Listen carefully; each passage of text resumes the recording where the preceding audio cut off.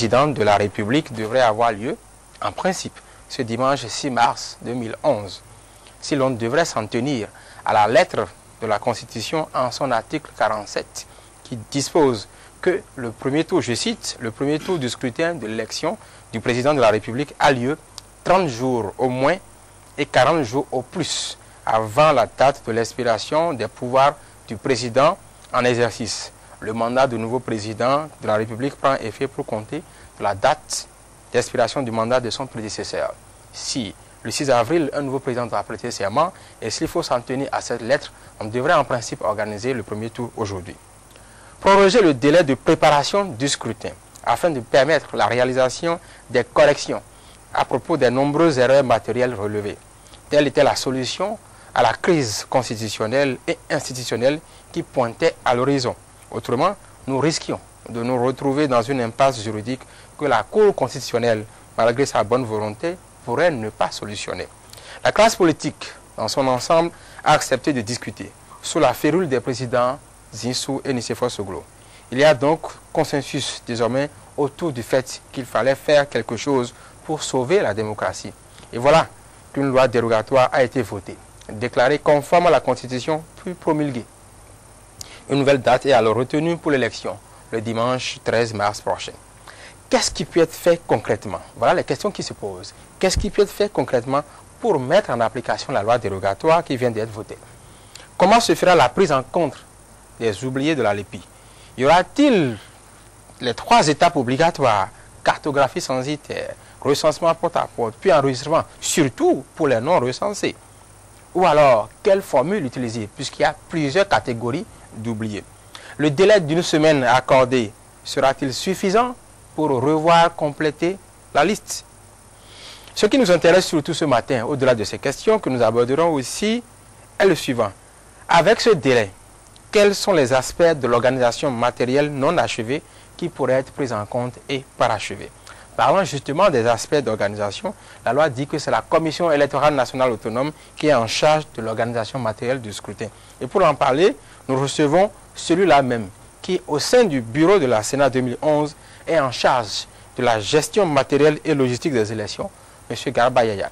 M. Garba Yaya, il est professeur certifié des sciences de la vie et de la terre, il est conseiller pédagogique aussi, mais du point de vue politique ou organisation des élections, il est chargé de mission auprès du ministre d'État chargé de la Défense nationale. Et en ce qui concerne les élections, on peut dire que c'est un métronome, un habitué, et ça fait bientôt 5 fois qu'il est membre de cet institut.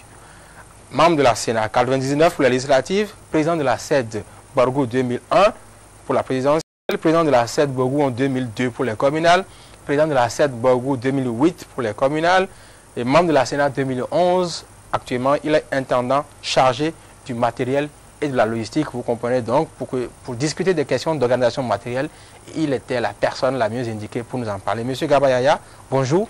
Bonjour. Et merci d'avoir accepté notre invitation pour cette émission que je vais animer comme d'habitude avec mon collègue Winner Abessi. Bonjour Winner. Brice, bonjour. C'est compliqué tout court. Vous y êtes allé tout à l'heure avec une série de questions, une série sans fin de questions. Peut-être bien qu'on aura réponse à quelques-unes. En tout cas, c'est ce que nous espérons ce matin. Bonjour à vous tous qui avez pris ce rendez-vous longtemps improbable, puisque ce dimanche devait être pour nous au Bénin ici, jour de vote, mais il va falloir attendre. Bonjour, Monsieur Garba Yaya. Oui, bonjour. De l'ombre à la lumière médiatique, vous êtes habitué en ce qui concerne l'organisation des élections, mais vous n'avez pas toujours vu dans les médias. C'est déjà ça. On vous souhaite de ne pas vous brûler les ailes. Bienvenue en tout cas. Merci. Très bien, nous allons partir avec la première question. Le processus de la présidentielle de 2011 chez nous est un vrai pataquès. Il est difficile d'y voir clair et peut-être même qu'on n'est pas plus avancé que ça. Les députés, aux premières heures de vendredi, ont adopté une loi dérogatoire. La Cour constitutionnelle a vérifié la constitutionnalité et puis le président de la République a déjà promulgué et dans la foulée. Mais on sait que cette loi-là divise. À chacun son interprétation. On sait que hier, vous vous êtes réunis entre le ministre chargé de la société civile, la CPS Mirena, la Sénat, et que vous ne vous êtes pas entendus. Précisément, qu'est-ce qui vous a divisé, qu'est-ce qui vous a opposé? Ou Quelle est votre interprétation de la loi?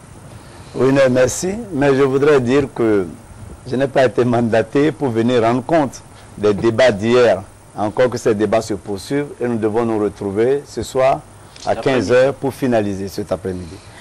Alors, de mon point de vue, je crois que c'est vrai qu'il y a eu des problèmes sur le terrain. Il y a eu des médiateurs qui ont été choisis ou qui ont pris l'initiative de baisser la tension. Et ça a abouti à la loi dérogatoire que vous connaissez, qui a été naturellement promulguée par le chef d'État. Mais il faudrait à nous autres acteurs mettre en application. Et c'est au niveau de la mise en œuvre que nous avons quelques difficultés. Je précise que je n'ai pas été mandaté pour dire ce que la plénière a arrêté ou ce que les institutions, c'est-à-dire la Mirena, la CPS, la Mirena et la Sénat, qui doivent mettre en œuvre ensemble cette loi, ont arrêté. Mais ce que je dis n'engage que moi. Et c'est vraiment un avis très personnel. Oui.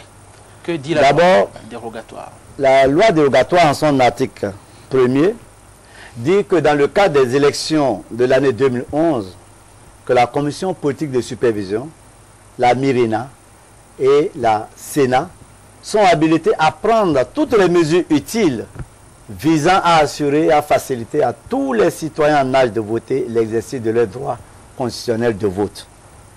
Et l'article 2 précise: la présente loi, qui complète les dispositions de la loi numéro 2009-10 du 13 mai 2009 portant organisation de recensement électoral approfondi et établissement de la liste permanente informatisée, et celle de la loi 2010-33 du 16 janvier portant règles générales pour les élections, sera exécutée comme loi de l'État.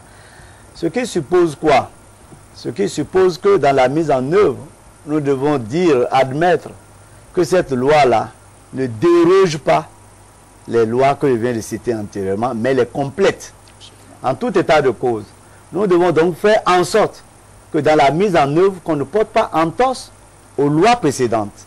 Et c'est là toute la difficulté. Parce que, de mon point de vue, si les anciennes lois qui ont donné les prérogatives et les attributions à la CPS et à la Mirena, les anciennes lois qui ont dit que forcément les élections doivent se dérouler avec la LEPI, avec les 3 étapes que vous connaissez, je vous renvoie la balle. Est-ce qu'en 5 jours, je dis bien en 5 jours, même si on nous donnait 20 milliards pour faire le travail, est-ce qu'on pourrait vraiment le faire? Monsieur Gabriel, soyez plus concret. Qu'est-ce que vous êtes en train de dire? Il y a plusieurs catégories d'oubliés. Avec cette loi d'habilitation, quelles sont les catégories que vous pensez qui peuvent être prises en compte et lesquelles ne peuvent pas être prises en compte, parce qu'on a comme l'impression que vous êtes en train de dire que certaines catégories d'oubliés pourraient ne pas être prises en compte? Merci beaucoup. Parce qu'au Bénin, on est compliqué, c'est pour ça que je dis que ça n'engage que moi. Oui, tout à fait. La loi veut, en fait, qu'on repêche 5 catégories de personnes. Oui. La première catégorie, qui fait vraiment couler les salives, c'est les non recensés du tout. Oui, du tout. Oui. Ceux-là qui ne sont dans aucune base de données de la Mirena. À ce jour, oui. La deuxième catégorie, c'est des gens qui ont été recensés, mais pour des raisons, pour quelques raisons que ce soit, ils n'ont pas pu être enregistrés. Oui. La troisième catégorie, c'est des gens qui ont été enregistrés, mais pas de leur faute. On n'a pas pu ouvrir les kits pour qu'on puisse imprimer les cartes. Tout à fait. La quatrième catégorie, c'est des gens qui ont subi toutes les étapes, qui ont été enregistrés, qui ont même des IBV, c'est-à-dire des indications de bureau de vote, mais sur le terrain, les cartes ne sont pas parvenues. Tout à fait. Et enfin, il y a une petite couche, je dis bien une petite couche, des gens qui ont les cartes, mais lors de l'impression de la liste d'émargement, les pannes de l'électricité peuvent faire que ce jour-là, ils risquent de ne pas trouver leur nom sur la liste d'émargement. Voilà. Donc, je dis encore que ça n'engage que moi. Je vais le répéter plusieurs fois pour que ça soit clair. Parce que vous avez dit, mais vous n'avez pas été mandaté par la plénière pour dire. Exactement. Vous êtes quand même un membre de la Sénat, dites-nous. Oui. Moi, je crois que si quelqu'un a pu faire déjà l'étape d'enregistrement et qu'on n'a pas pu ouvrir les kits, il a quand même un récépissé. Ce récépissé, eh bien, on décidera en plénière ou concomitamment avec les autres membres de voir s'il y a possibilité de prendre une décision pour que cela vote. Ça, c'est mon point de vue. Il en est de même de ceux qui ont déjà la carte et qui ne sont pas sur des listes. Ceux-là également, si le gars a une carte, c'est qu'il a fait déjà toutes les étapes. Là également, il y a possibilité, de mon point de vue, de faire voter sur la part dérogatoire, par vote dérogatoire. Il y a également les possibilités pour ceux qui sont inscrits un peu dans les cahiers, c'est plus compliqué. Ça, il faut qu'on l'avoue. C'est un peu plus compliqué parce que je ne sais pas si ça a été clairement défini. Des recensés mais non enregistrés, c'est ça? Des recensés non enregistrés. Voilà. Mais qui ont été inscrits dans les cahiers. Les 81 000 dont parlait M. Bako, c'est ça? Exactement. Voilà. Donc, ceux-là, par exemple, si on doit pouvoir les enregistrer, c'est que on doit faire de l'équité. On ne doit pas prioriser certaines villes et laisser d'autres. Ça veut dire qu'il faut reparcourir tout le Bénin. Il faut ratisser sur tout le territoire national. Très bien. Pour le faire, je ne veux même pas rentrer dans des complications techniques que cela peut poser. C'est-à-dire pour recharger pour les données dans les kits, il faut du temps, etc. Je veux simplement dire, pour aller dans un arrondissement de Segbana, saluer le chef du village et revenir et ne rien faire, il faut 2 jours pour aller, il faut 2 jours pour revenir. Pour le faire, le délai de 5 jours n'est pas vraiment réaliste de mon point de vue. C'est faisable, mais le délai de 5 jours n'est pas réaliste de mon point de vue.